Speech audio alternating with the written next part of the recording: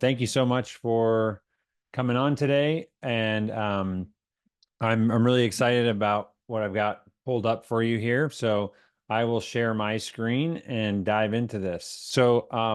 We are here to talk today about scaling your painting business with smart processes. For those of you that don't know, my name is Chris Kiefer. I own Boolean, and I have a um, well, I guess the slides are slightly out of order of how I was going to say this. So I will say the most common question that people ask us are things like this. So, how does, and then insert a big company name, painting company that you look up to, like, ooh, I wonder what they're doing for this.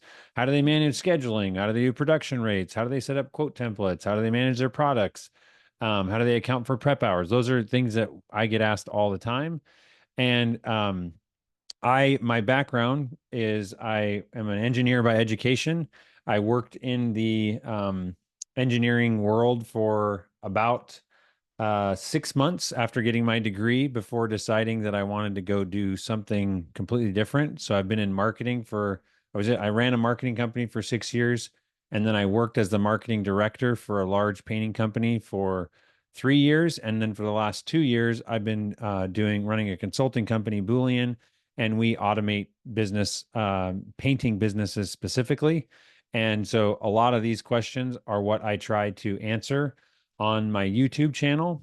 So I always start with this because trust me, I am the most like I want the practical details. I just want just tell me how to integrate the thing from here to here.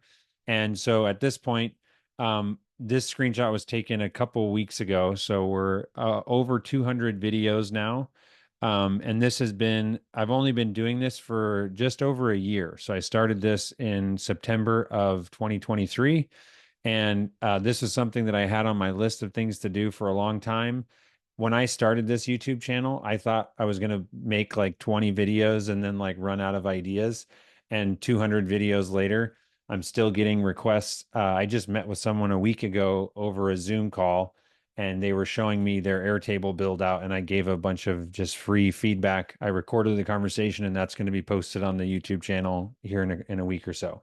So, anyways, things like that. That's what I do. I'm using YouTube to scale the knowledge and information that we have. So, any questions that you have that I don't get to, I will make a video most likely and put it on our YouTube channel in the coming weeks. I do have a long list of backlogged ideas. And that's not necessarily in order of import or like request. It's just in order of value or importance. So please send that over, and I'll go back in case you didn't get a chance to grab that. If you want to subscribe to the YouTube channel, take your phone out and grab that. And so we will start. So before I get into the specific processes, I had a very tangible outline that me, my team, and Stacy at PaintScout put together on like all the great like strategy on how to make good processes.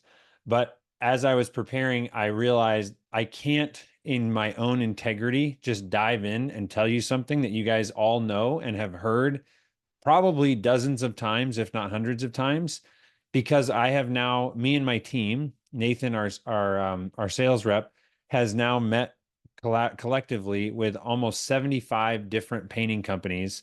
And these aren't just like coffee meetings. These are like a deep dive into their business processes, understanding how do they manage leads, what phone systems they use, how are they doing accounting, what about progress invoicing, commercial clients, like scheduling details. Like we have gone extremely deep with over 75 companies now. And there's some interesting threads that start to pop up when you start talking to this many people. And I wanted to start with this because the number one thing that you like, I cannot overstate, there are these three issues that all the best like process knowledge in the world is not going to serve you if you don't tackle these three things first. So the first one is you're operating from the wrong identity.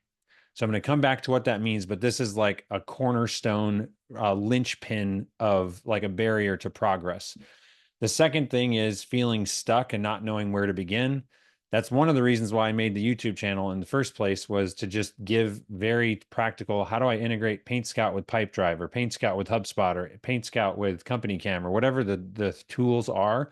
All those tutorials are on YouTube. And if there's a specific one you're looking for that you don't see, again, let me know. But those are the first two. The last one is just not knowing where do I begin. So I feel stuck. I don't have time. Once you have time, then you're like, okay, what do I do? I don't know what to do next. So that's what I want to tackle first before we dive into some very practical processes and whatnot in the business. So when I say identity, this is something that I have gotten extremely passionate about. I have a personal story I want to share with you today about this is something I'm going through and experiencing in real time. And I feel so excited and want to share this with people that I just I can't not put this in the presentation. So you might stay with me for a second because this might feel like a tangent, but I promise you there is a ton of value here. When I say identity, um, the first thing that in order to talk about identity, we have to first clarify everyone's heard of vision, right? You need to have a vision for your painting company. And many of you probably have a vision that has some of these things, like a $10 million business, or I want to work on my business, or I want to sell my company in X amount of time. I want to double the revenue next year. I want to implement AI, or I want to build out scalable processes, or whatever the thing is that is a part of your vision. That's all critical. And again, just for in the chat here for some feedback for me, how many of you have a vision? Just raise your hand or say vision in the chat if you have a vision for your painting company. Like, do you at least have that? Because if you don't have a vision, I can't tell you how many times people come on to calls with us and they're like, yeah, we're trying to figure out what phone system we should use. And I say, well, that depends. Like, how, like right now you're doing 1.5 in revenue. What's your goal in 3 years? And they're like, I'm not sure. And that's again lacking vision. So good. I see Terry and Alex, Jesse, Greg, you got a vision. Great. 5 million in 5 years, 2 million. Nice. So that is fantastic. You have to have that first. But I would argue that the problem that you are experiencing with not knowing the answer to the questions that you have asked yourself about the business is because you're operating from the wrong identity. And what I mean by that comes from this idea of uh, time. So everybody has heard, like your past predicts your present and your present predicts your future. It's this linear idea of things happened to me before, which explain who I am today. And the person I'm today is going to become somebody else in the future. And this is a very, like, literally in psychology, this is super, super common. Everybody has probably heard or experienced or been told this at some point. But I'm in this course right now with Dr. Benjamin Hardy. It's an intensive. He's the author of 10x is easier than 2x. I have one of his books right here, The Gap and the Gain. He's also written Who, Not How. Has anyone read any of Ben Hardy's books? Drop the title in if you've read Dan Sullivan or Ben Hardy's stuff. I always love connecting with other people that are readers. But Ben Hardy explains that this idea of time is a false, not useful, like it's not how time actually works, and it's not how we should leverage our past, present, and future. What Ben Hardy says is that we actually, from our current place, can give meaning and define the events that happened in our past. So you can just because a bad event occurred doesn't mean that that has to dictate who you are today. In fact, you could say, because of who I am today, I know and I decided that that event that I thought was unfortunate actually really served me to who I am today. And then the other big thing is that your future self, your future identity, the future vision of your company is going to dictate how you operate today in your business. And if you guys are a little bit not clear on this, I want to give a personal example. So this is my personal story for you all.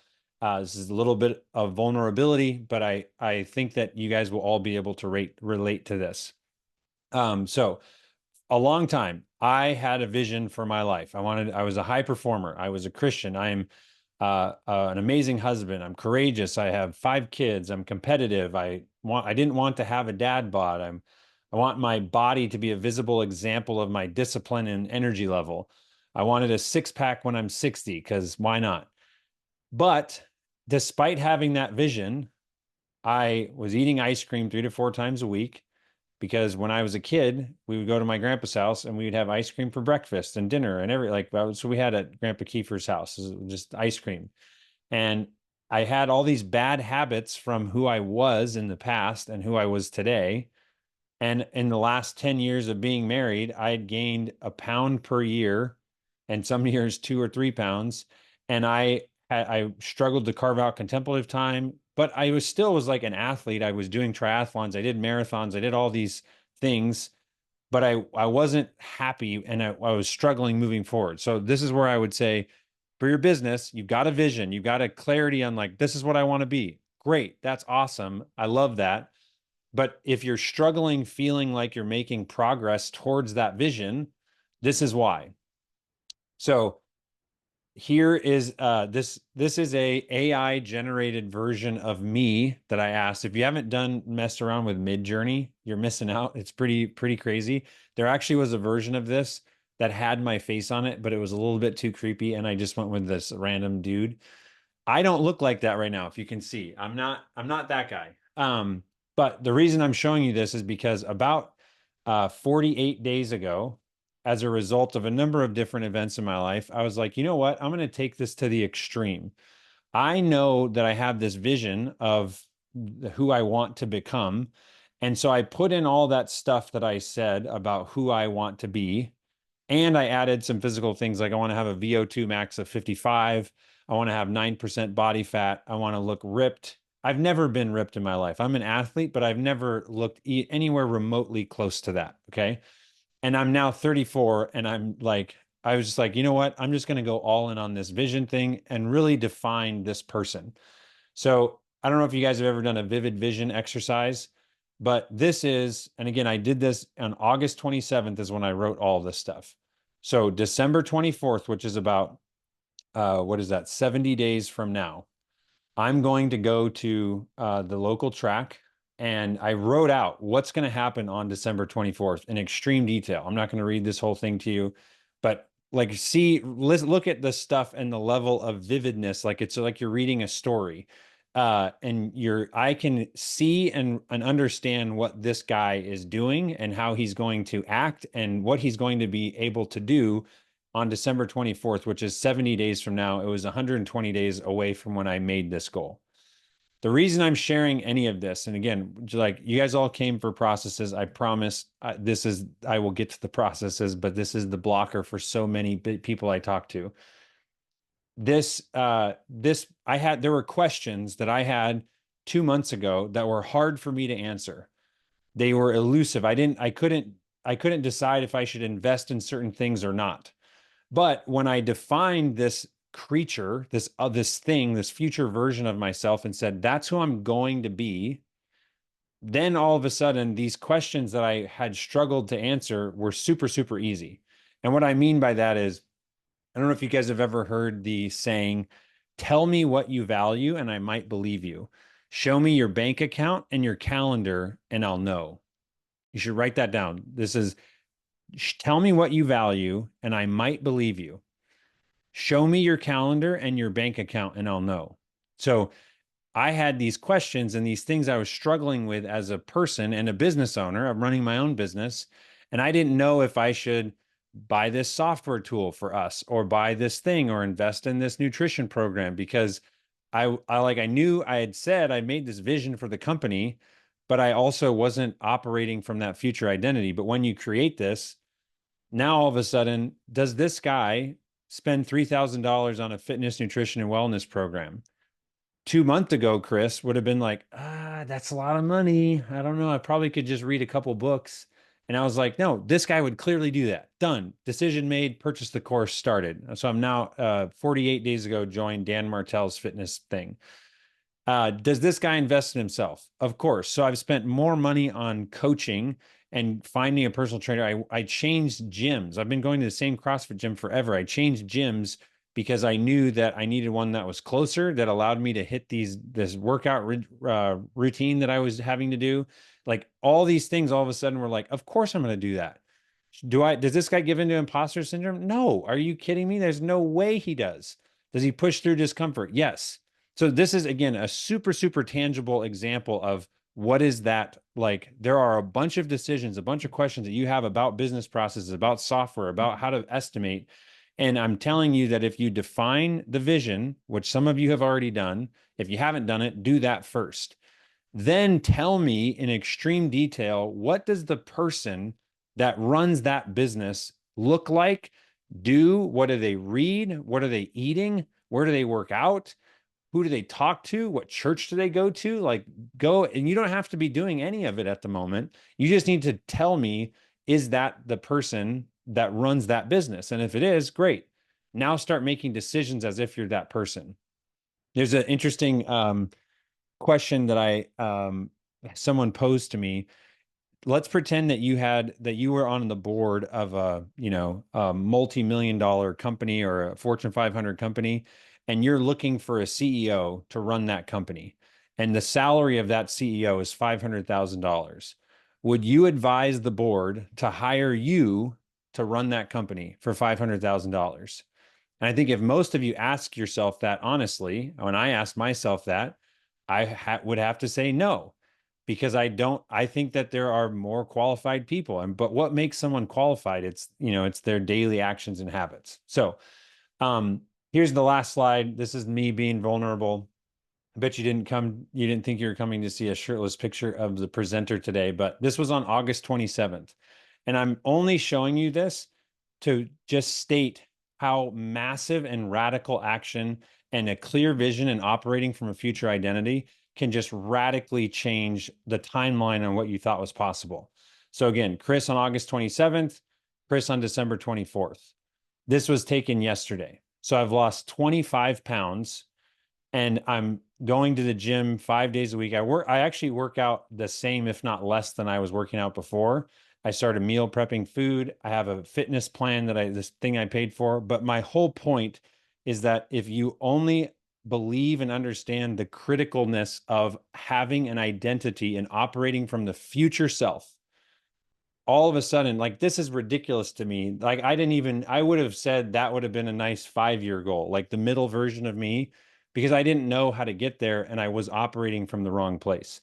So that's, again, hopefully some inspiration for you, but I want to make sure that you're tying this back to the reason why I can't talk about processes until you understand this is because if you're operating from your current identity, you're going to implement the wrong processes. You're going to think about your business the wrong way. You're going to hire the wrong people. You're going to invest your time and your resources into the wrong thing. Now let's dive into this next thing. So if you're feeling stuck, this is the next thing that I hear everybody say is, I feel stuck. There's this book I'm going to highly recommend, Buy Back Your Time. I'm not going to go into extreme detail on this, but my summary of the book is, you should not hire to grow revenue. You should hire to buy back your time. That's like the number one thing. So as you're scaling and growing your business, and we're talking about processes, do not hire for more revenue, more business, more volume. Hire to buy back your time as the entrepreneur. And so what this looks like tangibly, and this is all from the book, you can get into some more detail, is if you're feeling stuck right now, you need an admin assistant to manage your inbox and your calendar. Like, if you are feeling overwhelmed, you are not going to have the time to build the processes that your business needs to actually scale. And the easiest, most immediate impact you can have is have someone come on that manages your inbox and your calendar. Because we spend like 4 to 5 hours a day as business owners checking or responding to emails. And it's absolutely absurd. Like, just imagine if you had 4 to 5 hours back in your day to work on processes, you get a lot more done. So highly recommend that book.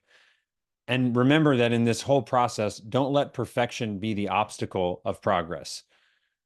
The next thing, once you buy back your time by hiring a virtual assistant or an executive assistant, this is what I would recommend on the tools to start documenting some of these processes. First thing is Vidyard or Loom, either one of them. They both have free options. And if you guys don't, just by a show of hands, what or how put in Vidyard or Loom or some other video recording tool into the chat if you use that. Would love to know if there's another tool that I'm not aware of, but these are two great ones to get you started. The other thing, as crazy as it sounds, Google Docs is a fantastic like jumping off point to document your processes. So if you have Loom or Vidyard and you start recording videos, you can save those videos with long, nice descriptive titles in a Google Doc, and you're on your way to creating an SOP for a virtual assistant or a new employee to be able to start doing. Another thing that I highly recommend is this website called onlinejobs.ph. So onlinejobs.ph. It's a site to find Filipino virtual assistants. I am not connected to online jobs. We just have used it so many times that my wife and I ended up making it's like an hour and a half long step-by-step tutorial video on our YouTube channel.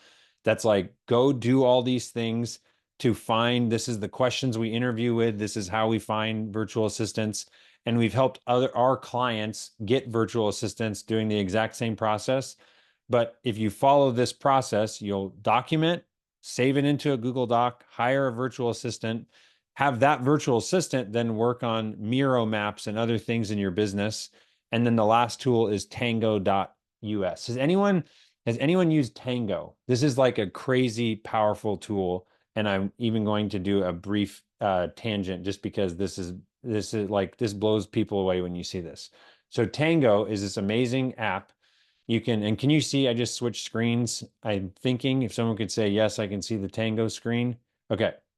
So check this out.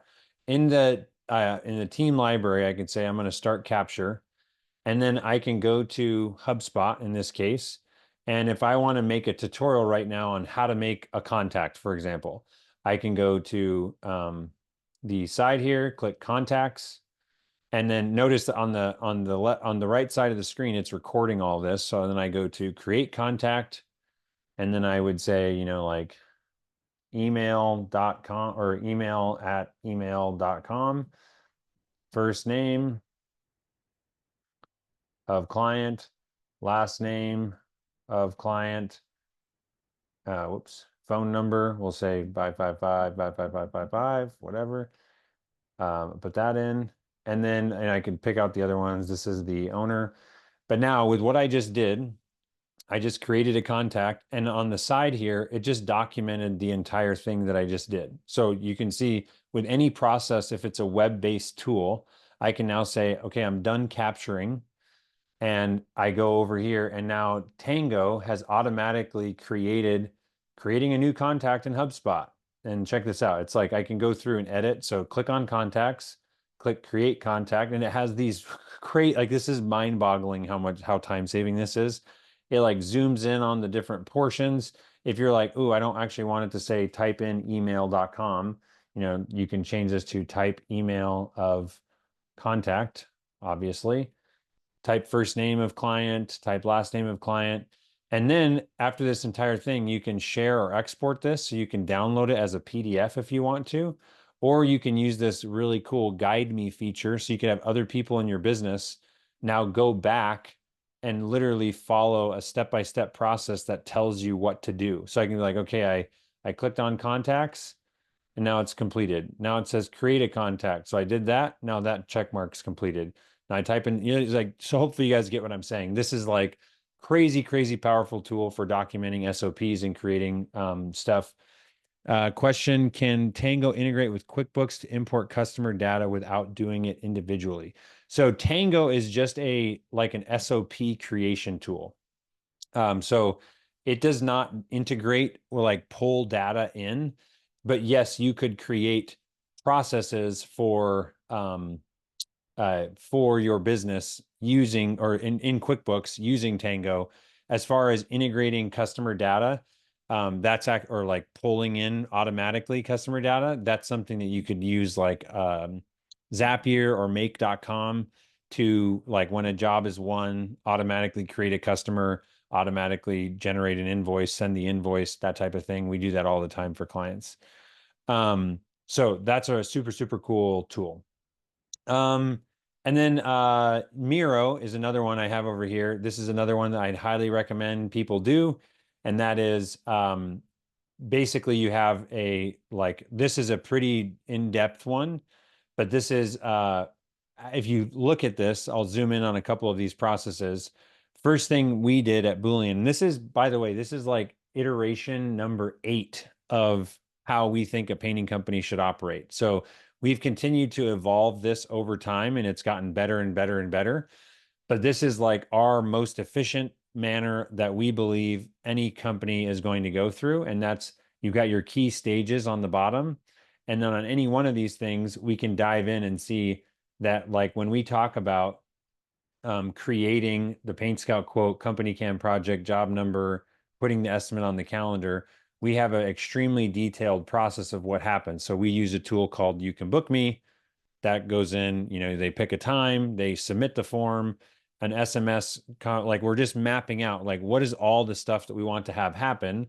And then once you detail this out super, super clearly and you understand how things are supposed to work in your business, now you can proceed with, building out that automation. Too often do people try to what's the word? They jump into something without, again, back to vision and identity. You start automating processes and you have no idea what type of business you're building. It's absolutely silly to start messing around with Zapier, Make, or automation tools, or even doing a Miro map if you haven't defined this future business you're building. Because once you have, in fact, I see Alex on here. He's a client of ours. Um, he is a man that has incredible vision and clarity on what he's trying to build. And that is extremely uncommon. I would say you like to have someone that has put in the work, at least it's uncommon for us to come across. But when you put in the work and have the vision of where you're going, a lot of these process questions get really, really simple and easy to, answer yourself because you know exactly what you want to have happen and where. So that's another tool. Just wanted to show you what Miro is. So these are the tools that I highly recommend using because like these are all I think if you paid the subscriptions of all these, it would be like $75 a month for each one of the or in total. And a lot of these have free versions. So but it's like, $10 to $15 a month per user type of thing for most of these tools. So those are the free tools I would suggest. Now, the last thing is so what do you do? This is literally, I tried to sit down with my team and say, if we were trying to help someone build scalable processes in their business, what would we literally like? What are the step-by-step processes that we'd recommend? First thing I would say is go make a Vidyard account. Like right now, if you don't have a Vidyard account, go to vidyard.com or Loom. I don't care which one. I just happen to use Vidyard because I like their recording tools. Create an account. You can do it in like create with Google and you made it in 10 seconds. Create a Google Doc that's called VA tasks. And then after you've done that, you literally just document the next 10 things that you do on your computer. And I'm not kidding you. Like you might think that it's, I would say this is another one. A lot of times people get hung up on worrying too much about the context. Like, oh, if I'm going to explain to someone how to make a company or how to make a deal, I'm going to need to give them background on why we have contacts in the first place. And it's like, no, just skip the context and literally hit record on. And again, just to show you how easy this is, I have this tool here. So this is Vidyard that you can see pulled up right here.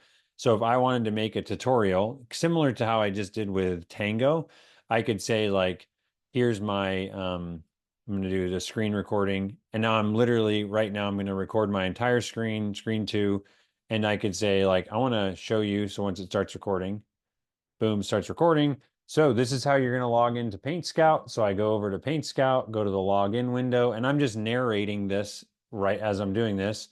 And when we create a new quote, this is going to be our process for creating a new estimate. You're going to come in here and pick the estimate type, depending on what project type it is, and then pick the appropriate template that you go in there. Once you have that, make sure you add the contact. So you get the idea like that. Now I can hit stop.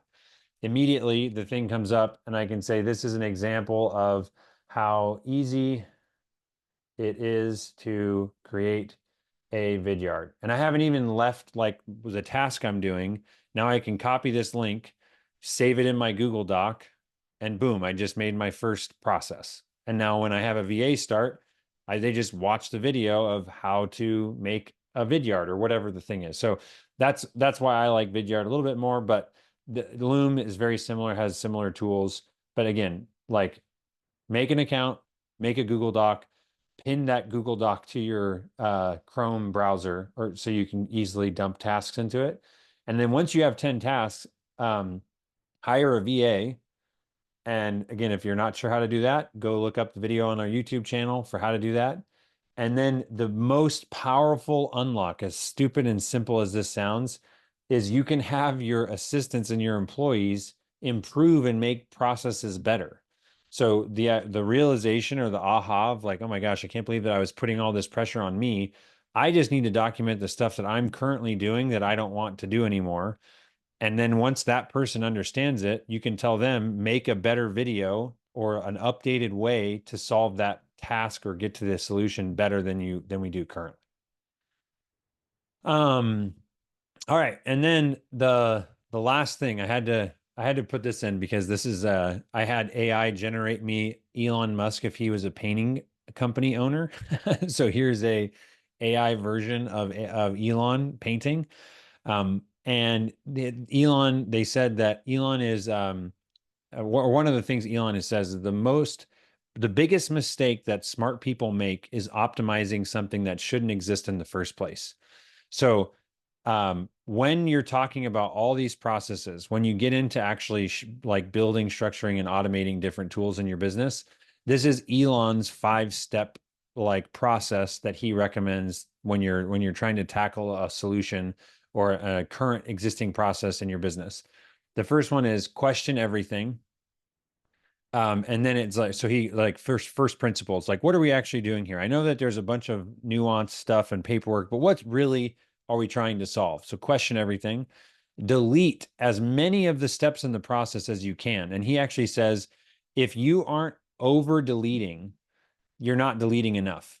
Like, meaning that at some point you should be like, ooh, we need to add that back in. Because we all have a tendency to like hang on to stuff that we think we might need later. And the reality is we don't. You actually want to be deleting more and occasionally adding stuff back in. The third thing is simplify the process. I've heard one person say, if you can't write down the process on a sticky note, it's too complicated.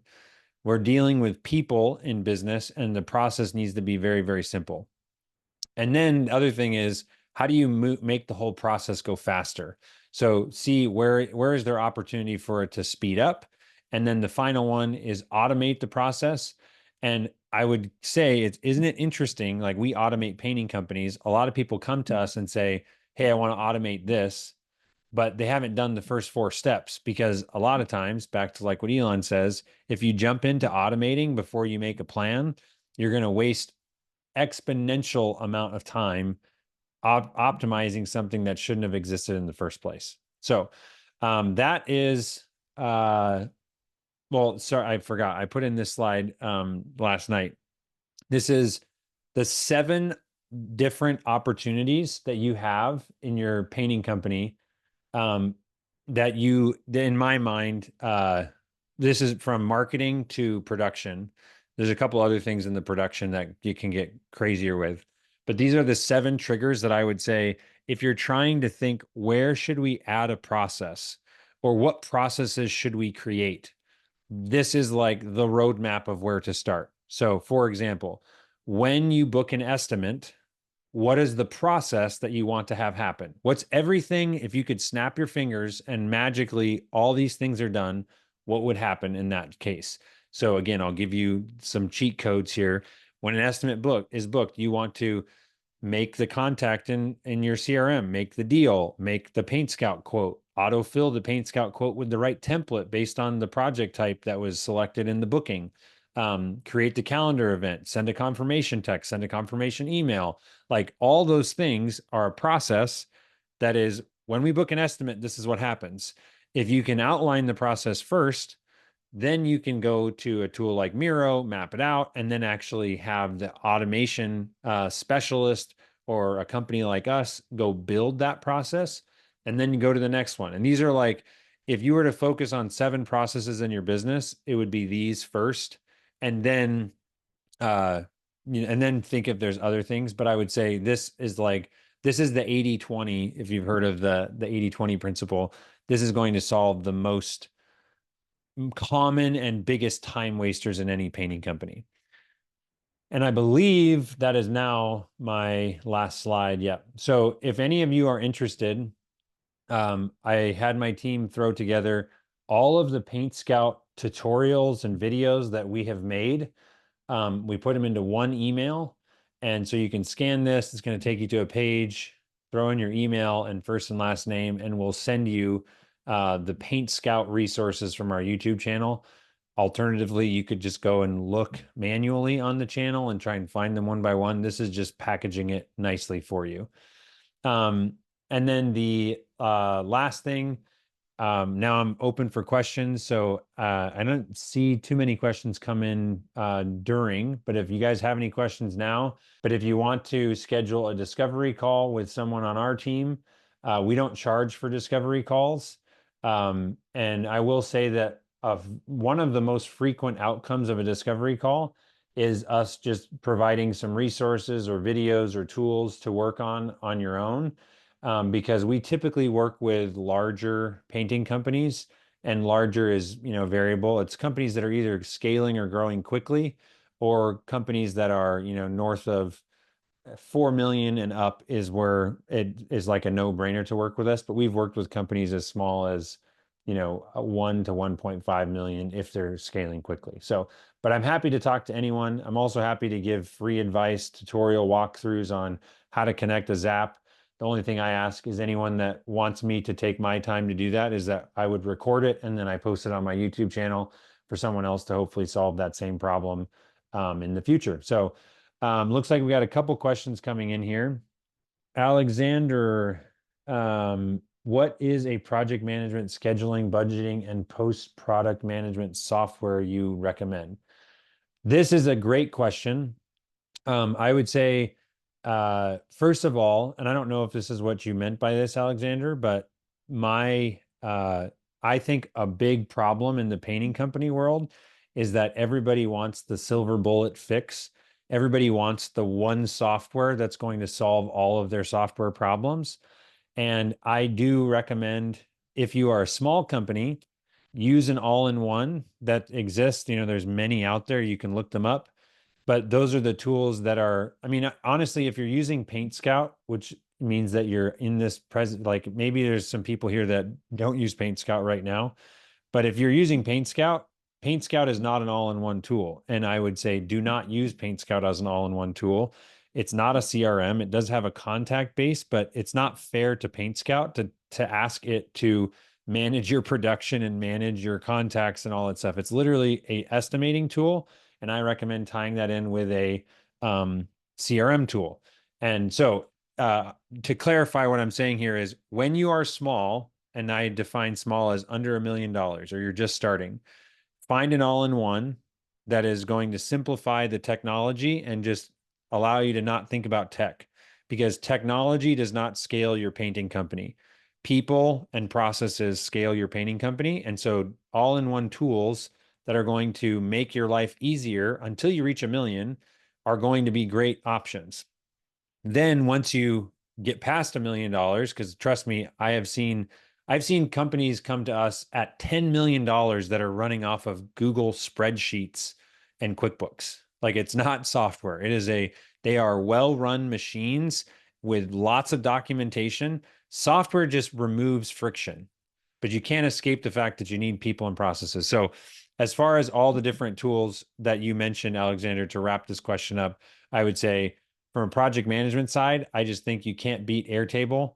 We're actually working on a crazy awesome rebuild. We like frequently, I practice what I preach, and I'm like redoing the Miro map. We have completely overhauled our Airtable template for running a painting business, and rebuilding that whole thing as we speak. But Airtable is just super customizable. I got a bunch of YouTube videos that literally say if you want to set up an Airtable from scratch for your painting company, it walks you through how to do that. Scheduling tool. I'm assuming you're talking about marketing, like scheduling an estimate. I like You Can Book Me. It integrates super well. Um, project manage or the budgeting and post-project management, that all can be done in Airtable as well. So hopefully that answered that question.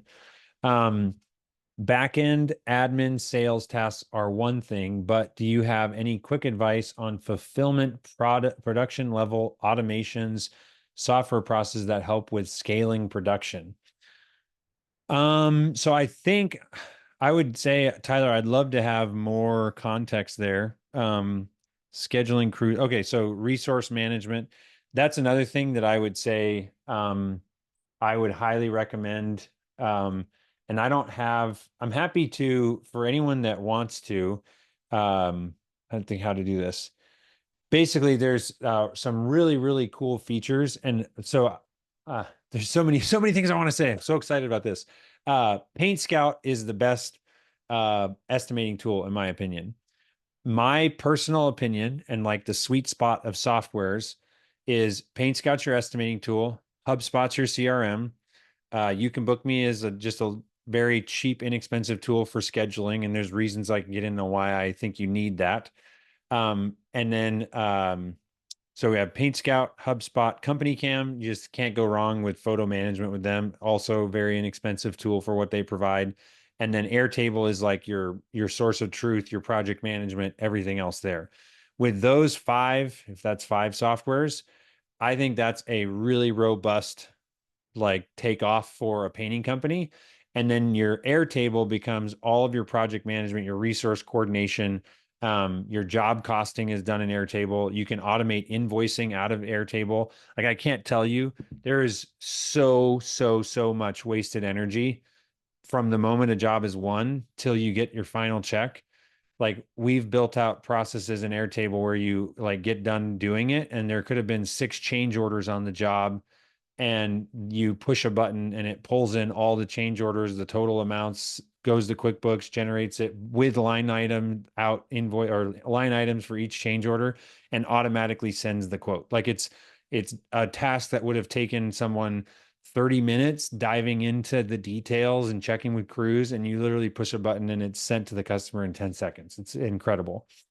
Um, what else? And again, if any of these, like, if you feel like you didn't get exactly what you're asking for, because I'm trying to get to the rest of these questions, don't hesitate to shoot me an email or text me or whatever. I'm happy to do. Like, I love when I have time, just getting on like a podcast style conversation and trying to go deep and get really specific on why and how you should set up things. And then I just post those videos on the YouTube channel for someone else to go try and answer the same question.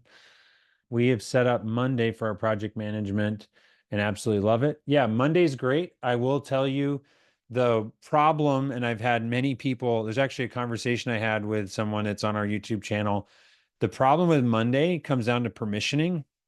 So small companies don't have an issue with it, but as you scale, it's you can't share selective data to crews without giving them access to the entire underlying database. So again, the from a high level, I don't know what size company, Michael, you're running. I know people love Monday, and one of the reasons why people love it is because they have all these pre-built templates, and you can get in and jump in and just take off.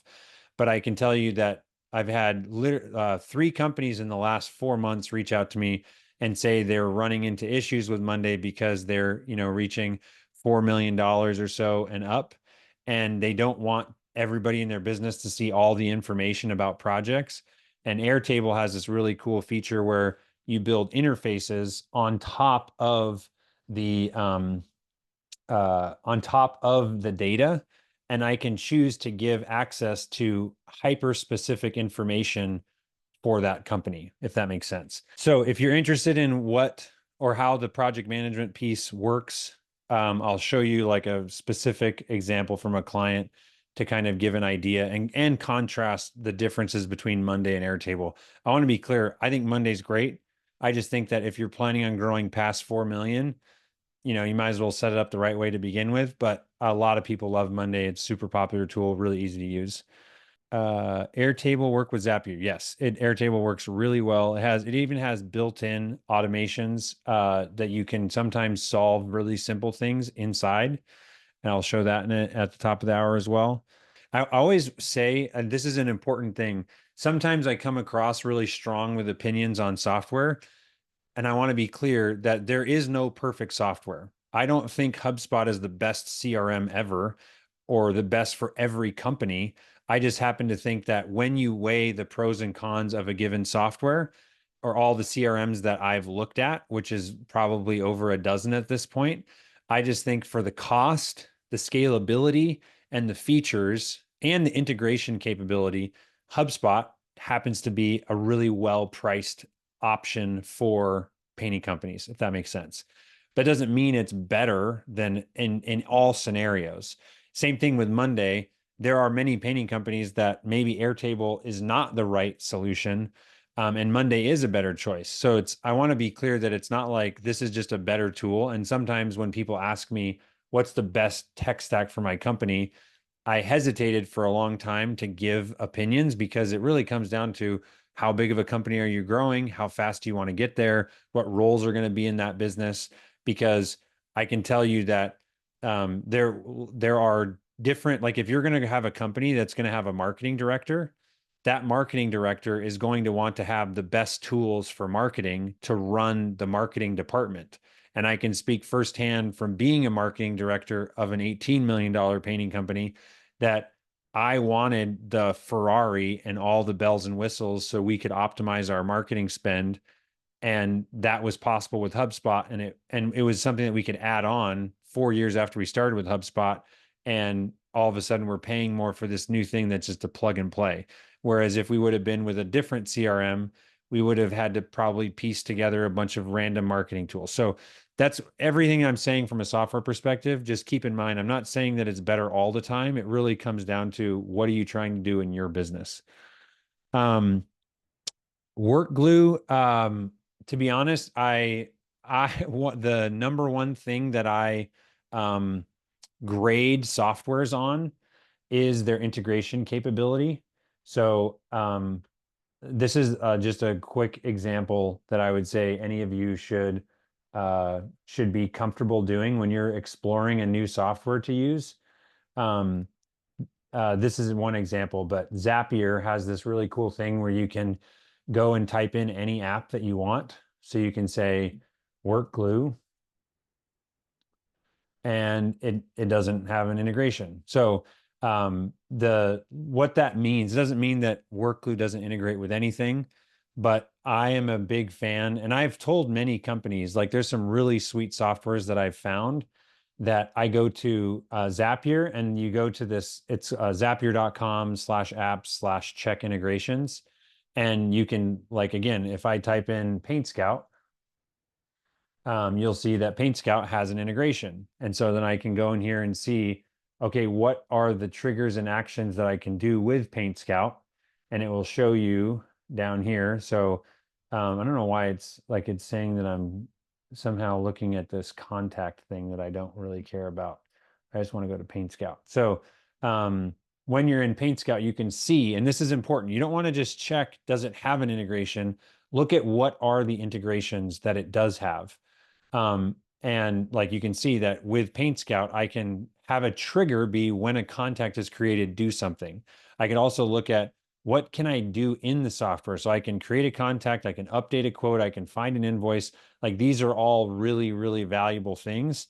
And my biggest grievance, and that's why I wanted to check with Work Glue in the past, is that they just don't integrate well. So in my opinion, in today's world, integration is the top priority of any software. And if you're buying a software that doesn't have integrations with other tools, you're basically baking into your business the need for someone to manually transfer data. And I want to be clear, I think Workglue, if I'm not mistaken, they have like a QuickBooks one, and I think they even have a PaintScout direct integration.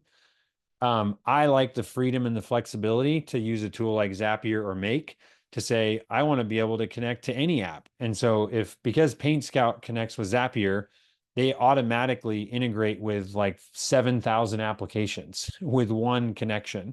So if a company doesn't have Zapier, or Make is the other one, make.com, I just don't personally recommend using those.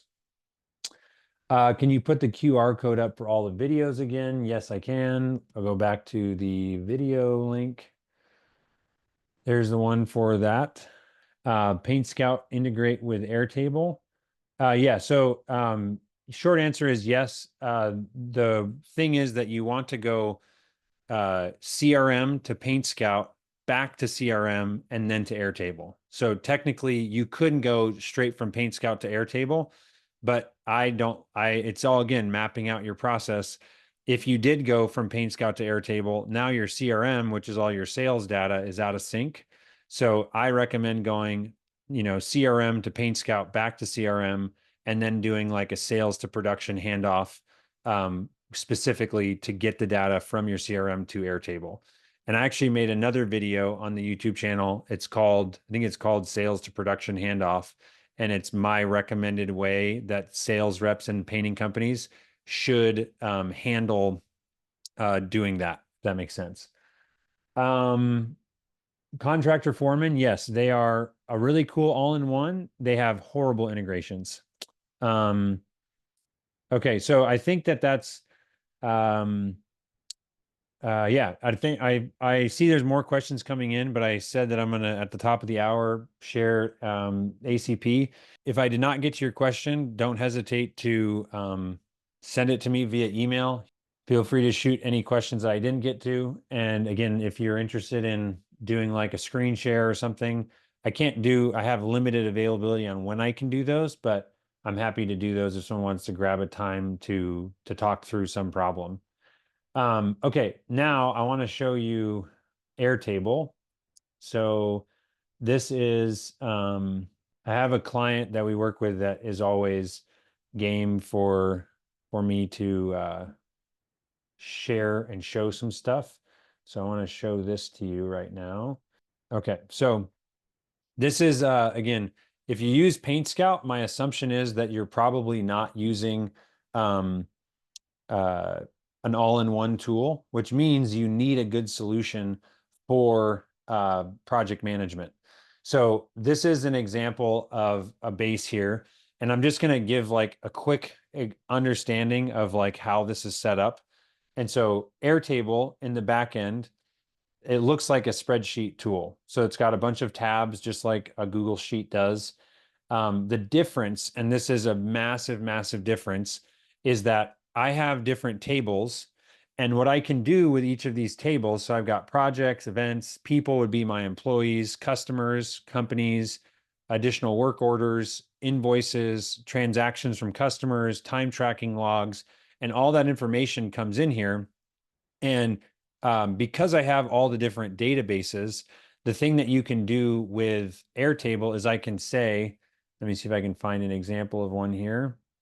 So I can choose to associate an object in a given table to a different table. So if I have project, I can link, where's the event here?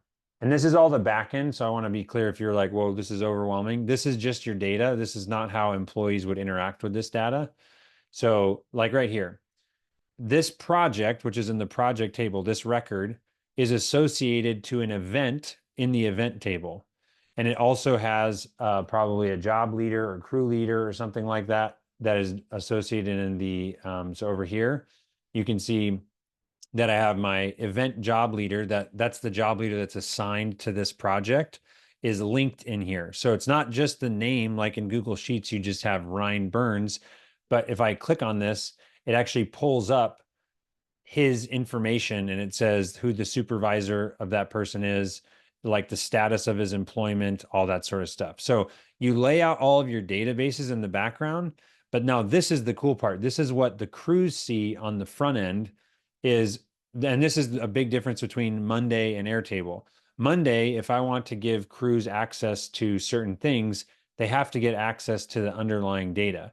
With Airtable, and because it's all based on active users, I can pretend. So like right now, I'm telling Airtable, show me what Dustin sees when Dustin logs in. So when Dustin logs in, notice that the number of interfaces that I see on the side have like shrunk. So there's only a few things. Whereas when I was doing this, I can see the finance view, the subcontractor view, the front office, but Dustin is just on the production side. So Dustin comes in here and he can see, my projects these are the projects that are assigned to Dustin. Then, and any one of these projects, they've got a snapshot of, the details. I can open this up. I've got all the ways to create additional contracts, work orders. I can open up Company Cam. So like literally click this and it's going to take me directly to that Company Cam project. I can do the same thing with like getting directions to the house. So I click get directions and now it's pulling up. And again, you think about all these interfaces are built from a perspective of what does the crew or the interface that this is created for, what does that person need to be able to do in order to use the system? And so you can build these interfaces that cut out all the noise and just show them the specific thing that's necessary for them to do their job. And then you can, underneath there's like 200 properties that are associated to this deal or this project that Dustin is assigned to, but we're only showing Dustin 15 of them, for example. Then I could jump in here and say, okay, now I want to pretend to be Katie. And now Katie is one of the main people in the business and she manages production. And so she can come in and see from the scheduler point of view, I can see all new projects that have come in. I can look at the weekly schedule. So this is like a list view broken up by who's doing what. I could also have a scheduling meeting where I'm looking at things from a calendar perspective, or maybe I want to see what's on Nick's schedule or what's on Eric's schedule. So you can quickly filter. Maybe I just want to see all projects. You could also go into like, who do I have deposits from? So these are all the deposits that have come in. And again, all these views are customizable. I didn't make these. The user of the system can customize to make it the way that they want. But you can also do things like when we talk about completed projects and wanting to invoice people, you can have, I think it's in, I don't know if they put it in this one or not. I don't remember where they manage this, but basically we have some clients that will put in a little button that's like send invoice, and you can see on any one of these, like here's the client's project, and I can see all the expenses that we had. When you want to get into job costing, we have in the back end all the data on the project is held inside. I think we call it benchmarking. So you can see that on this, we're pulling in the original estimate amount, any AWOs that happened on the project. And then and a lot of these are old historical projects. We got to get to the newer ones to see numbers. But you can see here, like we use $1,784 in materials on this, our total job expense, how many hours did we work?